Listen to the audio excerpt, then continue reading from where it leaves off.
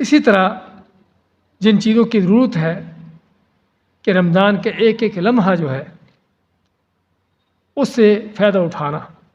جس طرح ہم نے ذکر کیا ہے، کوئی نماز میں، کوئی قرآن کی تلاوت میں، کوئی عزیز و اقارب کی زیارت میں، دوست احباب، اپنے مسجد کے ساتھی، ان کے ساتھ بیٹھنا اٹھنا، اور یہ وہ چیزیں،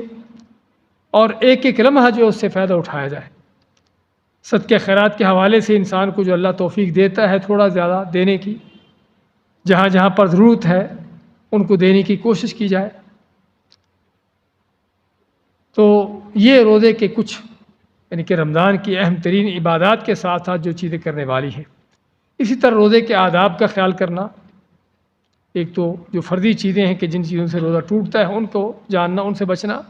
اس کے ساتھ ساتھ ان چیزوں سے بچنا جو آپ کے روزے کو برباد کر دینے والے ہیں۔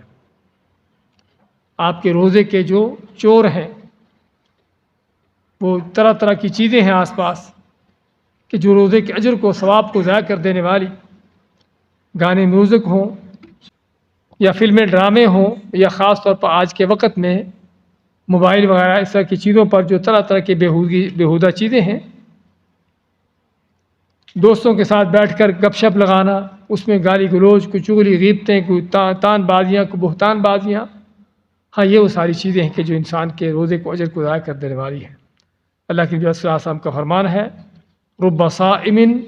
لیس لہ من صیامہ الا الجوع،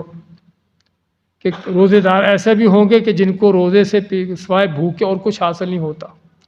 ورب قائم، اور ایسے بھی قیام کرنے والے، تراویح پڑھنے والے ہوں گے کہ جن کو تراویح میں سوائے تھکاوٹ کے اور کچھ حاصل نہیں ہوتا۔ اور دوسری حدیث میں آپ فرماتے ہیں،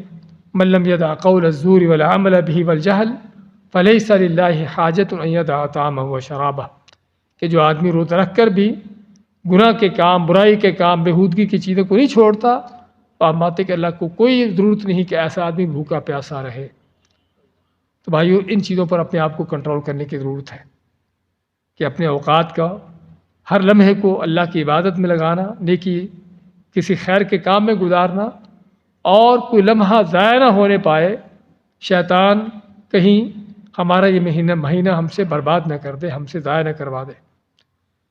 اس لیے ضرورت ہے ان چیزوں کا خیال کرنے کی، دن کا وقت ہو یا رات کا وقت ہو، روزے کی حالت میں بھی ان گناہوں سے بچنا ہے، اور رات کے اوقات میں بھی ان گناہوں سے بچنا ہے۔ نہ سمجھے کہ روزے کی حالت میں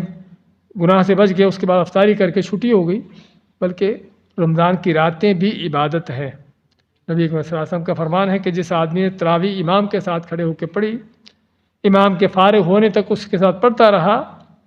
اس کے لیے پوری رات کا قیام کا ثواب لکھا جاتا ہے، جس کا معنی کیا ہے کہ آپ کی پوری رات بھی عبادت میں ہے۔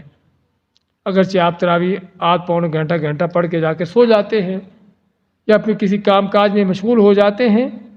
لیکن آپ اللہ کے ہاں عبادت میں لکھے جا رہے ہیں۔ آپ کا یہ وقت بھی اللہ کے ہاں عبادت میں لکھا جا رہا ہے،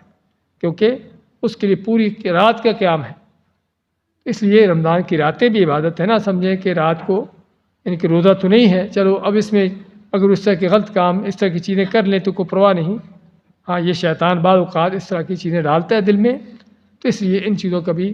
خیال ہونا چاہیے کہ ہمیں رمضان کے دن ہی نہیں، صرف راتوں کو بھی اس انداز سے گزارنا ہے۔ تو یہ چند چیزیں میں شروع میں کہنا چاہتا تھا، اس کے